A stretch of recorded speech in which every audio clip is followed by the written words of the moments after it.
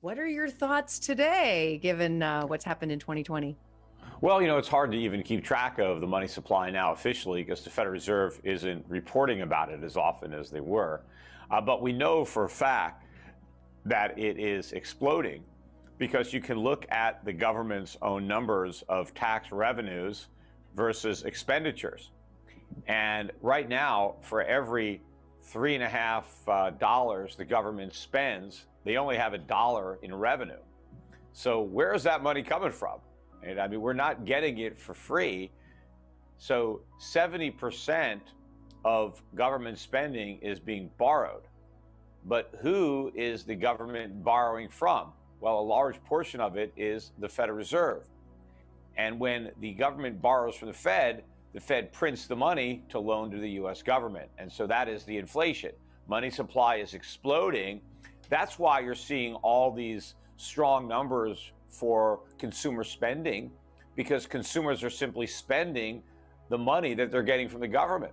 In fact, a lot of people are getting more money from the government now, unemployed, than they used to get from their employers when they had jobs. But there's a big difference. When you are working and being compensated for your productivity, that's not necessarily inflation because you're adding goods and services to the economy that other people can buy. But if you're just sitting at home and collecting a government check, you're not adding any goods and services into the economy, but you're getting money to take goods and services out of the economy. But what that means is that prices go up because that's all that's going to happen. In the short run, though, we're seeing a huge influx of imports because we're importing the things that we're not producing. And that's why you're seeing the container ships, queued up, with these record long lines. We're seeing trade deficits larger than any trade deficits we've ever seen, particularly in merchandise, manufactured stuff, unprecedented records. And this is a result of all this money printing. But none of it is economic growth. Don't confuse what's happening with a growing economy.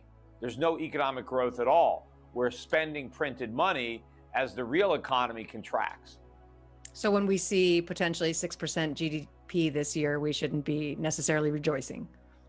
No, because you have to keep it into context. How did we get it? Oh, we borrowed a bunch of money and spent it. And where'd the borrowed money come from? Well, the Fed printed it. That is not a healthy economy. A healthy economy is when you don't need to run big deficits.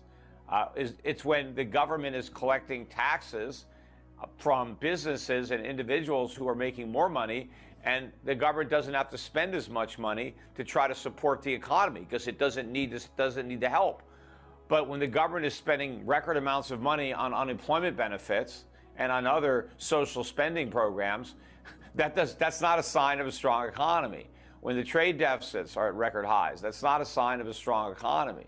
So nothing about the economy is strength other than the printing of money. But any country can print money. Unfortunately, when you do that, the result is a disaster. At least that's what's happened historically. And they are, right? We're not the only ones doing this. Well, I'm referring to other nations in the past that have basically tried to base their entire economy off of this concept. I mean, all countries around the world are printing too much money, but they're not really doing what America is doing. Because our trade deficits are only possible because other countries have trade surpluses. So the countries that are running trade surpluses, well, they have viable economies. Their economies are actually growing because they're able to produce all this stuff that we're buying. It's the American economy that's not growing because we have to rely on what other economies that are growing produce because we're not producing. But this only works until the dollar crashes. And I think a dollar crash is coming our way very soon. Do you think that there is an end in sight for the rising prices of lumber and building costs, building supplies? Well, in terms of US dollars, probably not. But yes, in terms of gold, sure, the prices are going to come down. But I think it's going to be a while before we see the price of any commodities coming down in dollars, at least in a significant way. I mean, sure, there can be slight declines. But I think it's more likely that if we're going to see a decline, it'll be in the equity market, stock market. We had record highs recently in the U.S. stock markets. And so those prices, to me, if any prices are going to fall, it may be those. Although even those prices may not go down in dollar terms. You know, you get enough inflation and the price of everything is going to go up. But that doesn't mean the value of those things are going up. In fact, you know, if you price them in gold or other commodities or even other foreign currencies, you'll see a different picture. You could see the markets really losing value even as the dollar price is going up. Well, it's really confusing because on the one hand, the Fed or the government is saying that inflation is low and that, you know, we can't hit the 2% target. And yet in housing, we're seeing double digit, you know, increases, and the stock market's gone up as well. So is it that all this money is going into stocks and real estate? Or why aren't we seeing inflation? Well, we are. I mean, the government is trying its best to hide it from us. One of the ways they do that is by measuring it incorrectly with the CPI. That index is specifically designed to hide inflation, not to reveal it.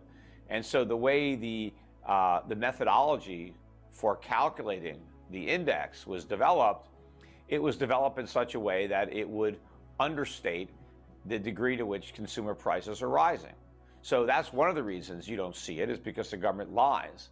But, you know, also, you know, companies try to find clever ways to avoid raising prices. You know, they do other things. They give you a smaller quantity. You know, they substitute lower quality ingredients. Look, my son just is flying to Puerto Rico today, and he told me that his suitcase was 6 pounds overweight. And so in addition to the $35 that he paid to check the bag, it was an extra $150 for the overweight fee. Now, I don't remember the fees being that high. And I think when the government measures the price of tickets, they don't look at those things like excess baggage charges. They just look at the ticket. I mean, I remember when all the bags were free. And now they charge you for checking bags. So, you know, that's probably not included in the CPI, because they probably just look at the ticket price and they don't adjust from the fact that, well, now you don't get baggage. In fact, you don't even get a meal if you're traveling in coach. You don't get anything. You don't get a pillow. You don't get a blanket.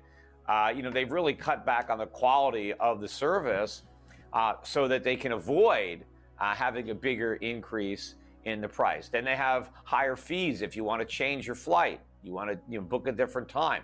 So a lot of this stuff doesn't get incorporated in there. But also, you know, you talk about real estate. I mean, what's going on here in Puerto Rico is phenomenal. I mean, prices, I think, have literally doubled just in 2021, maybe tripled. Wow. It is absolutely insane what's happening. I guess it's not the entirety of Puerto Rico, but it is just my neighborhood, my community. But literally, I mean, people are turning down offers, unsolicited offers of 2 to 3 times what they paid for their properties because they have nowhere to go if they sell. So, I mean, so this, and I know that the rest of the country is not this extreme, but I've heard anecdotal evidence from other people, clients who are telling me what's going on in their local real estate markets. And this despite record numbers of Americans who are not in the workforce.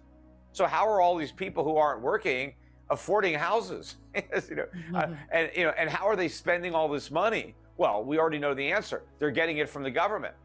But the only reason that money has value is because foreigners are still dumb enough to accept it in exchange for the stuff that they produce. Because the stuff that they produce has real value.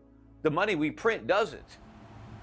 Flee out of the midst of Babylon and deliver every man his soul. Be not cut off in her iniquity, for this is the time of the Lord's vengeance. He will render unto her a recompense. Babylon hath been a golden cup in the Lord's hand, that made all the earth drunken. The nations have drunken of her wine, therefore the nations are mad. Babylon is suddenly fallen and destroyed. Howl for her, take balm for her pain, if so be she may be healed. We would have healed Babylon, but she is not healed. Forsake her, and let us go every one into his own country. For her judgment reacheth unto heaven, and is lifted up even to the skies.